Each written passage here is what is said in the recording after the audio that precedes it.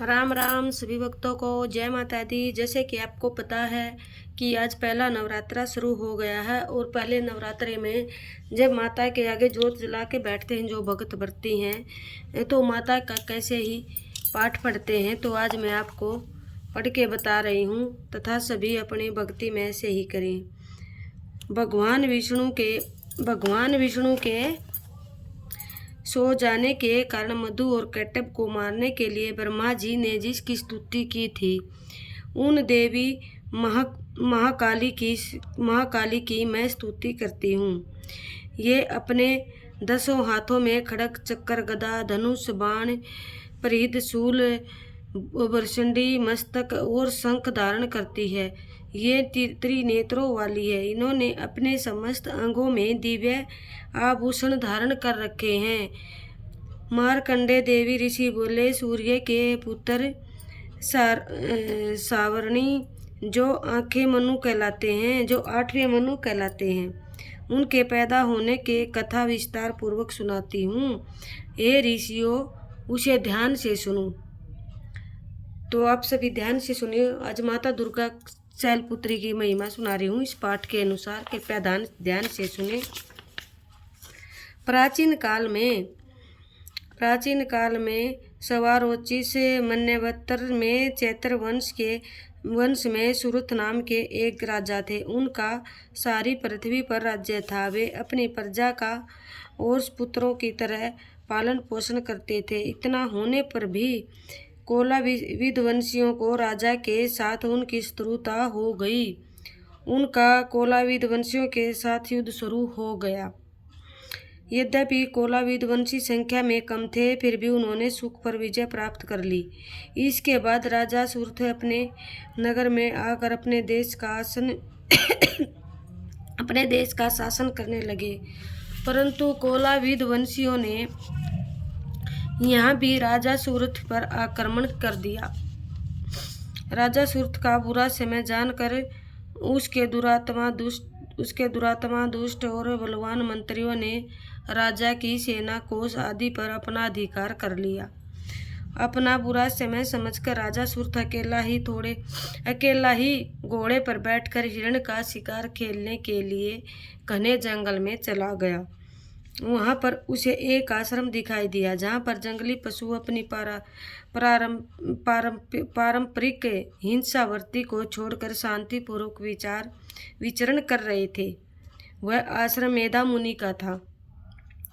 मुनि द्वारा उचित सत्कार पाने के कारण आश्रम में पहुंचकर राजा सुरथ ने अपने आसन पर विराजमान महर्षि मेधा को इस दंडवत प्रणाम किया।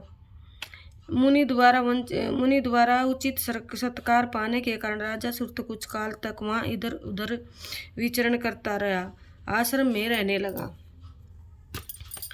कुछ काल तक आश्रम में रहने के बाद राजा सुरथ के मन को राजा की ममता ने आकृष्ट कर लिया। वह सोचने लगा कि जिस प्रजा का पालन मैंने पुत्रवत किया था तथा मेरे पूर्वज जिसे पूर्व काल में पालते हुए आए थे, आज ही वह राज्य मुझसे छीन गया है।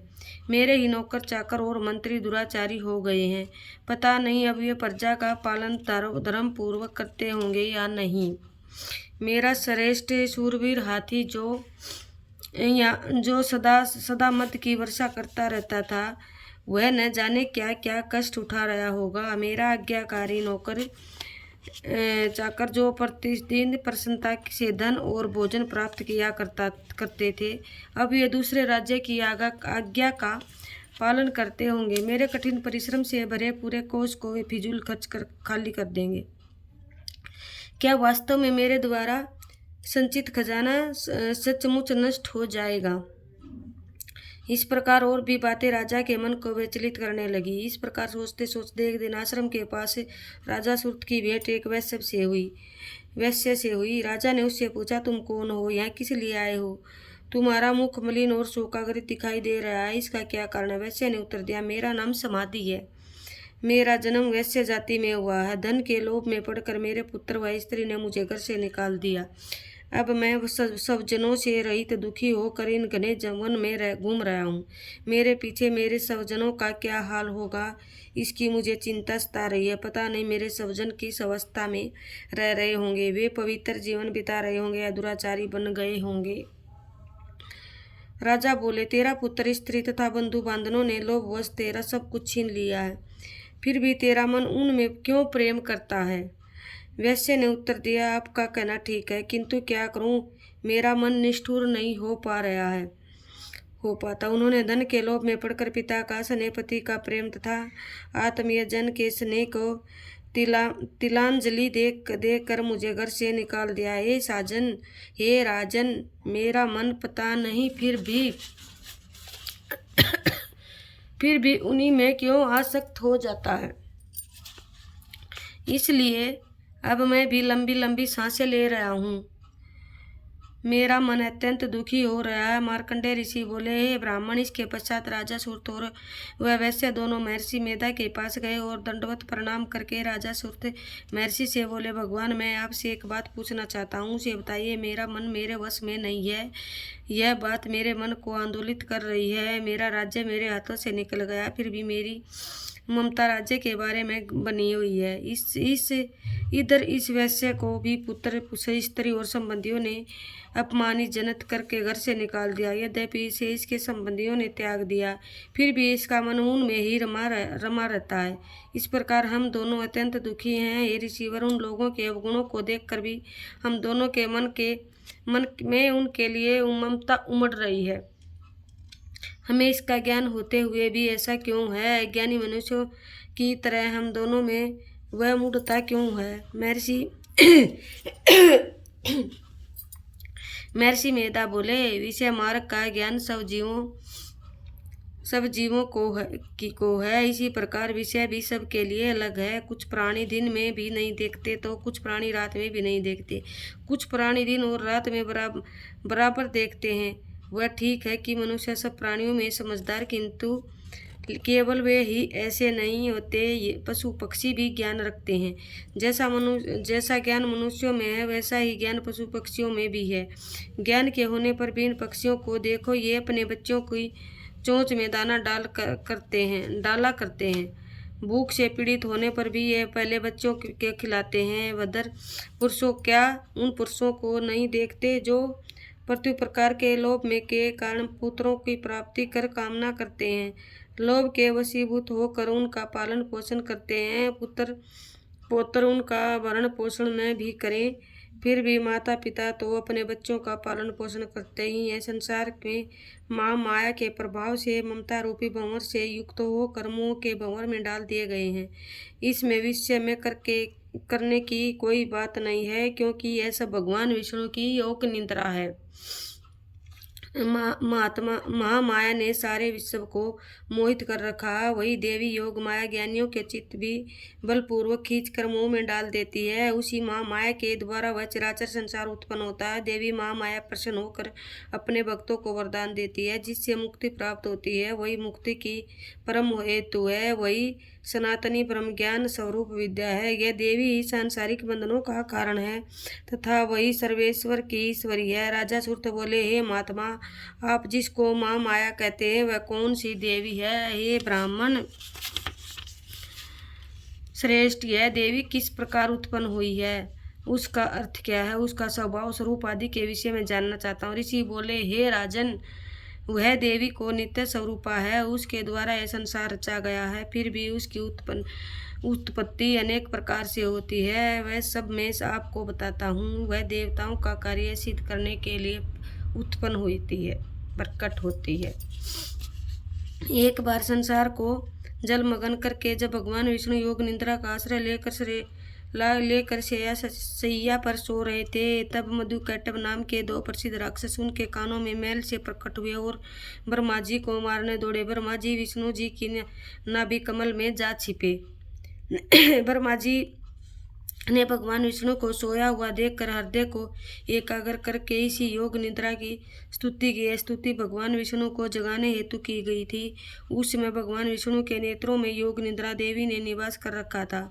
योग निद्रा देवी भगवान विष्णु की अतुल तेज वाली अनुपम शक्ति है। ब्रह्मा जी बोले, हे माँ माया, तुम ही स्वा हो, तुम ही सवदा हो, तुम ही वष्टकार सवर हो। हे देवी, तुम ही अमृत हो, नित्य ओंकार स्वरूप। असर ब्रह्मा में, उ में, इन 3 मात्राओं में तुम ही स्थित हो तथा इन 3 मात्राओं में के अतिरिक्त नित्य आदि मात्रा व्यंजन जिसका उच्चारण विशेष रूप से नहीं हो सकता, वह भी तुम ही हो। हे देवी, तुम ही संध्या हो, तुम ही सावित्री हो। और हे देवी, तुम ही संसार की जननी अर्थात संसार की रचना करने वाली माता हो। संसार का पालन भी तुम ही करती हो, अंत में इसका संहार भी तुम ही हो। हे मातेश्वरी, सृष्टि को रचते समय तुम सृष्टि रूपा हो, पालते समय तुम स्थिति रूपा हो, कल्पांत में जब इस संसार का प्रलय करती हो सहती रूपा भी तुम ही हो। तुम ही महाविद्या, महामाया, महावेद्या, महासमर्थी, महारात्रि हो। हे मातेश्वरी, तुम ही समस्त चराचर के 3 गुण सत्व रज और तुम ही तम की उत्पन्न कर्ता प्रकृति स्वरूप हो। हे देवी, तुम ही काल रात्रि, महारात्रि तथा दारुण मोहरात्रि हो। श्री भी तुम ही हो, ईश्वरी भी तुम ही हो, लक्षण बुद्धि भी तुम ही हो। हे देवी, तुम ही लज्जा, पुष्टि, दृष्टि, शांति एवं अक्षमा हो। खगधारिणी, त्रिशूल धारिणी, घोर रूपा, गदा तथा चक्र धारण करने वाली तुम ही हो। हे देवी, शंख, धनुष, बाण तुम ही हो। सभी सुंदर पदार्थों से भी तू अत्यंत सुंदर ही हो। हे देवी, पर और अपर में श्रेष्ठ तुम ही हो और तुम ही परमेश्वरी हो। सभी स्वरूपों को धारण करने वाली, जहाँ कई सत्य और असत्य वस्तुएं हैं, उन सब में जो शक्ति है वह तुम ही हो। हे देवी, उन समस्त वस्तुओं की शक्ति तुम ही हो। मैं आपकी किस तरह से प्रार्थना करूं जो इस संसार की रचना, पालन और संहार करता हो। ऐसी अवस्था में तुम्हारी स्तुति कौन कर सकता है। इस जंगल की सृष्टि पालना में सहारा करने वाले विष्णु भगवान को जब तुमने निद्रा के वशीभूत कर दिया है, तो फिर तुम्हारी स्तुति कौन कर सकता है। देवी, मुझे भगवान विष्णु को एवं भगवान महादेव को भी तुमने शरीर प्रदान किया है, इसी कारण आपकी स्तुति करने की शक्ति किसमें हो सकती है। देवी, तुम अपने उद्धार प्रभावों के द्वारा ही स्वयं प्रशंसित हो। हे देवी, ये मधु और कैटब दोनों दुर्ग राक्षस हैं। इन्हें मोहित करके तथा संसार के पालक भगवान विष्णु को शीघ्र ही जगा दो। इसके साथ साथ विष्णु जी के हृदय में इन दोनों को मार डालने की बुद्धि पैदा करो। ऋषि बोले, इस तरह जब ब्रह्मा जी ने मधु और कैटब असुरों के सहारे के लिए तथा भगवान विष्णु को जगाने के लिए देवी से प्रार्थना की, तो उसी समय भगवान विष्णु के नयन, मुख, नाक, भुजा, हृदय और वक्ष तल से निकल कर अभक्त जन्मा श्री ब्रह्मा जी के आगे योग माया उपस्थित हो गई तथा भगवान विष्णु जी उस भोग निद्रा से जाग गए। भगवान विष्णु ने उन दोनों राक्षसों को देखा तो क्रोध से लाल आंखें किए ब्रह्मा जी को खा जाने का प्रयत्न कर रहे थे। इसी समय भगवान विष्णु ने शैया से उठकर उन दोनों राक्षसों से युद्ध किया। उन्होंने उन दोनों राक्षसों से 5000 वर्षों तक केवल बाहु युद्ध किया। वे दोनों राक्षस मधु और कैटब अत्यंत बल के कारण उन्मत्त हो रहे थे। इधर माया ने भी उन्हें मोह में डाल रखा था। श्री हरि बोले, यदि तुम दोनों मुझसे प्रसन्न हो तो अब मेरे हाथ से मारे जाओ। बस इतना सा ही तुमसे वर मांगता हूँ, यहाँ दूसरे किसी के वर से क्या लेना। ऋषि ने कहा, इस प्रकार धोखे में आ जाने पर जब भगवान श्री हरि ने उन दोनों से यह वरदान ले लिया, तो वे दोनों राक्षस श्री हरि से कहने लगे कि हमें सब जगह जल ही जल दिखाई देता है, इसलिए हमारा वध उस जगह, उस स्थान पर कीजिए जहाँ पृथ्वी पर पानी न हो। ऋषि मेधा ने कहा, तथास्तु ऐसा ही होगा। कहकर शंख चक्कर गदाधारी भगवान ने उन दोनों के सिर अपनी जंघाओं पर रखकर चक्कर में से काट डाले। इस प्रकार यह माँ माया देवी श्री ब्रह्मा जी की प्रार्थना पर स्वयं उत्पन्न हुई है। आओ जी। माता रानी कल की बाट देखने लग रही हूँ, माता बनानी है चावल की, देख ली मैंने वीडियो। ठीक है, हे साजन मैं आपके इसके प्रभाव को बताता हूँ, आप ध्यान से सुनो। बैठो बैठो। जय माता दी। ये था आज का पहला अध्याय, कल दूसरा अध्याय सुनाऊंगी सभी भक्तों को। जय माता दी।